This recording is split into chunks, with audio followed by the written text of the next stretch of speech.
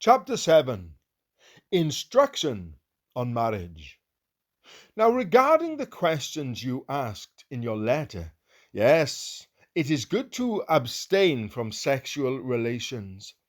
But because there is so much sexual immorality, each man should have his own wife, and each woman should have her own husband. The husband should fulfill his wife's sexual needs, and the wife should fulfill her husband's needs. The wife gives authority over her body to her husband, and the husband gives authority over his body to his wife. Do not deprive each other of sexual relations unless you both agree to refrain from sexual intimacy for a limited time so you can give yourselves more completely to prayer. Afterward, you should come together again so that Satan won't be able to tempt you because of your lack of self-control. I say this as a concession, not as a command. But I wish everyone were single just as I am. Yet each person has a special gift from God, of one kind or another.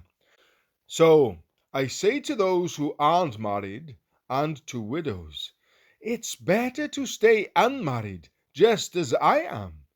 But if they can't control themselves, they should go ahead and marry. It's better to marry than to burn with lust.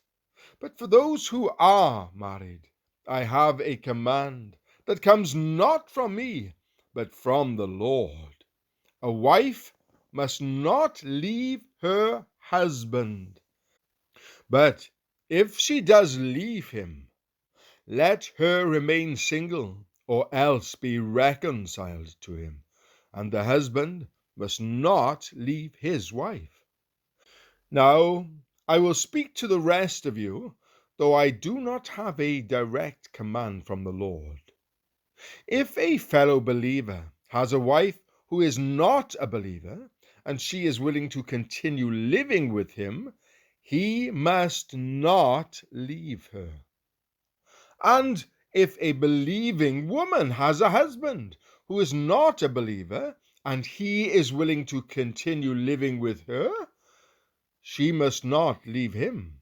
For the believing wife brings holiness to her marriage, and the believing husband brings holiness to his marriage. Otherwise, your children would not be holy, but now they are holy. But if the husband or wife who isn't a believer insists on leaving, let them go. In such cases, the believing husband or wife is no longer bound to the other, for God has called you to live in peace. Don't you wives realize that your husbands might be saved because of you?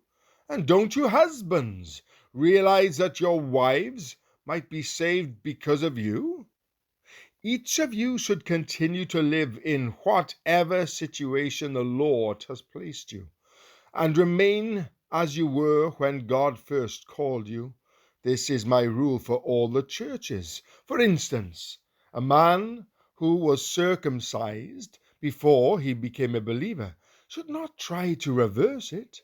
And the man who was uncircumcised when he became a believer should not be circumcised now. For it makes no difference whether or not a man has been circumcised. The important thing is to keep God's commandments. Yes, each of you should remain as you were when God called you. Are you a slave? Don't let that worry you. But if you get a chance to be free, take it. And remember, if you were a slave when the Lord called you, you are now free in the Lord. And if you were free when the Lord called you, you are now a slave of Christ. God paid a high price for you, so don't be enslaved by the world. Each of you, dear brothers and sisters, should remain as you were when God first called you. Now, regarding your question about the young women who are not yet married, I do not have a command from the Lord for them, but the Lord, in his mercy, has given me wisdom that can be trusted, and I will share it with you. Because of the present crisis, I think it is best to remain as you are.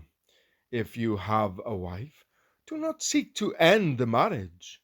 If you do not have a wife, do not seek to get married. But if you do get married, it is not a sin. And if a young woman gets married, it is not a sin. However, those who get married at this time will have troubles, and I am trying to spare you those problems.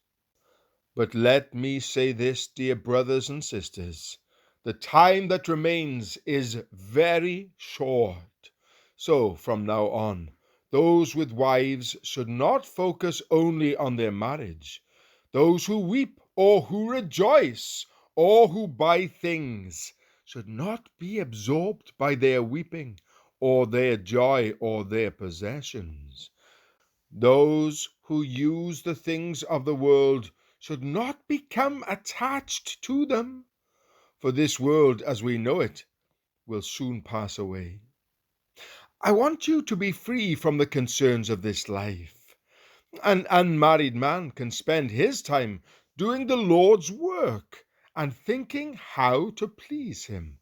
But a married man has to think about his earthly responsibilities and how to please his wife. His interests are divided.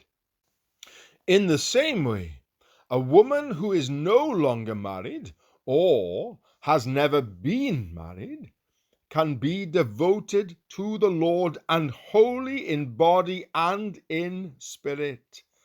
But a married woman has to think about her earthly responsibilities and how to please her husband.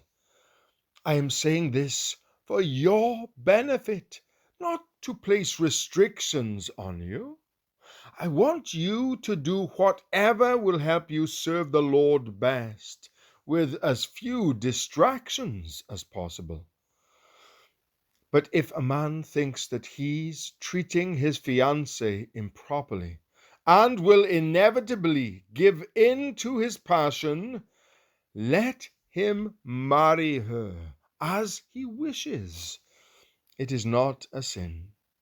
But if he has decided firmly not to marry, and there is no urgency, and he can control his passion, he does well not to marry. So the person who marries his fiancée does well, and the person who doesn't marry does even better. A wife is bound to her husband as long as he lives. If her husband dies, she is free to marry anyone she wishes, but only if he loves the Lord. But in my opinion, it would be better for her to stay single. And I think I am giving you counsel from God's Spirit when I say this.